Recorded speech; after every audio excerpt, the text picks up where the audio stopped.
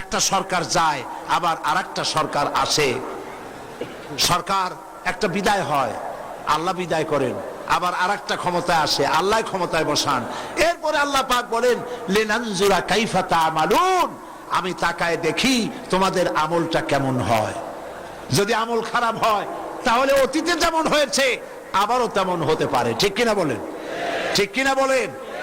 অতীতে যারা ক্ষমতায় ছিল, ক্ষমতার উপরে বসেছিল, যারা এই দেশকে কখনো আর নিজেদের হাত ছাড়া করবে না যারা বলেছিল, আল্লাহর লানতে তারা বিদায় হয়ে গিয়েছে। ঠিক কিনা বলেন?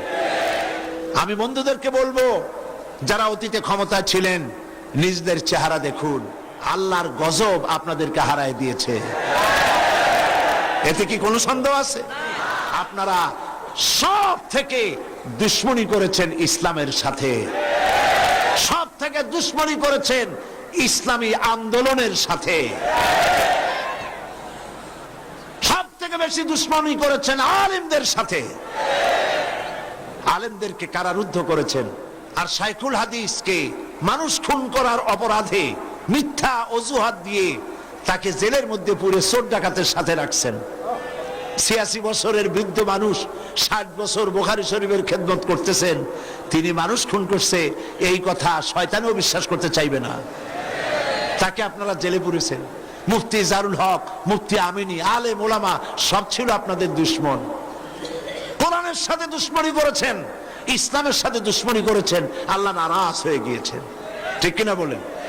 আল্লাহ নারাজ হয়ে গিয়েছেন। সুতরাং চরিত্র পাল্টান, মুসলমানদেরকে ভালোবাসুন, ইসলামকে ভালোবাসুন, কোরআনকে ভালোবাসুন, আল্লাহর দ্বীনের সাথে থাকুন, আপনাদের তকদিরও খুলে যাবে।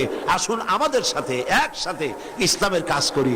আপনাদের চরিত্র হচ্ছে দাড়ি টুপলি দেখলেই রাজাকার, দাড়ি টুপলি পাগড়ি দেখলেই স্বাধীনতা বিরোধী, এই সব বাজে কথা বলা বন্ধ করুন, আল্লাহ রহম করবেন। আর আপনারা চিনতে শিখুন, আপনাদের পতনের কারণ হলো আপনাদের মুরব্বী হচ্ছে বাংলাদেশের নাস্তিক আর মুরতাদ যারা, ভারতের পা চাটা গোলাম বুদ্ধিজীবী যারা, এরাই আপনাদের মুরব্বী। এইগুলিকে ঘাড়ের উপরে চড়াইছেন, মাথার উপরে চড়াইছেন। আমি একবার পার্লামেন্টে বলেছিলাম, गुलिस्तान के हर शाख पे बर्बाद गुलिस्तान के लिए एक ही उल्लू काफी है। गुलिस्तान के हर शाख पे उल्लू बैठे हैं, फिर अंजाम गुलिस्तान क्या होगा। ফুলের বাগান ধ্বংস করার জন্য একটা হুতুম পেঁচা হলেই যথেষ্ট, কিন্তু সারা ফুলের বাগান হুতুম পেঁচা দিয়ে ভরে ফেলেছেন। আপনি তাকিয়ে দেখেন, আপনার ডানে, আপনার বামে, আপনার মাথার উপরে আপনার বুদ্ধিদাতা, আপনার পরামর্শদাতারা কারা? এরা কি নামাজ পড়ে? এরা কি দিনদার? এরা কি ইমানদার? এরা কি আল্লাহ পরকালে বিশ্বাস করে? এরা কি কোরআনের শাসনে বিশ্বাস করে?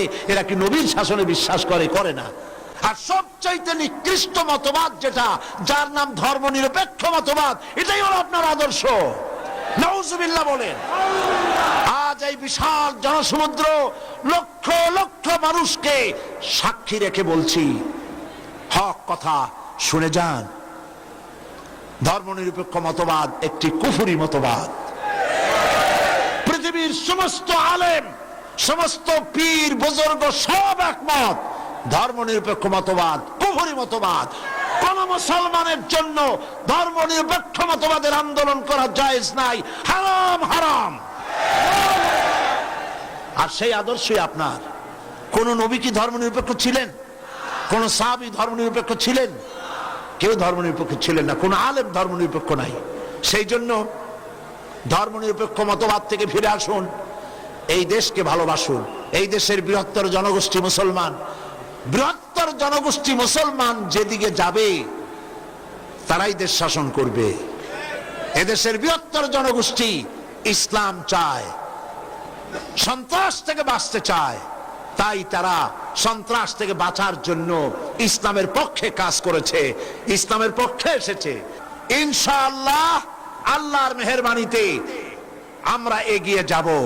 আমরা চরমপন্থী নই, আমরা দ্বীনপন্থী, ঈমানপন্থী, ইসলামপন্থী।